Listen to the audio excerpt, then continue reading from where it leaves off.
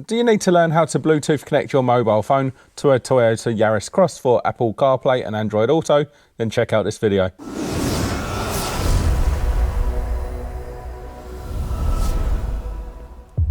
Hi there guys, welcome back to another one of my videos. My name is Ross and today I'm sat in this 2025 Toyota Yaris Cross and I'm going to show you how easy it is to Bluetooth connect your phone to the infotainment screen.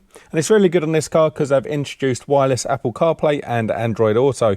You no longer need to plug into the car or put a dongle in to wirelessly connect. So it's going to be really simple on this car. We're just going to go to the infotainment screen here and there's a few ways we can connect. First, if you just tap on your telephone symbol there, it's just going to tell you there's no Bluetooth connected at the moment and you can go to Bluetooth settings, but you can also just go down to the settings cog there. Second one down is Bluetooth and devices, and it's telling me now that there's actually no phones connected to the car.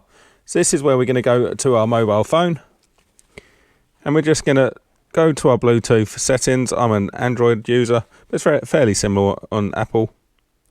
And then it's just come up down the bottom there, car multimedia. Give that a tap and now that is searching for the car. It's already found it and it's come with a passcode which is the same on both, so just give that a tap on both, just telling it that it's actually found the correct phone. Now it's going to give you a few prompts, so I'm just going to go allow and allow, and that just allows it to connect to the Android Auto and also get your contacts.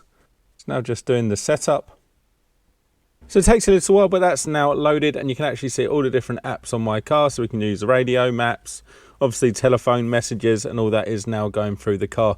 And that is all wireless without the need of a connection.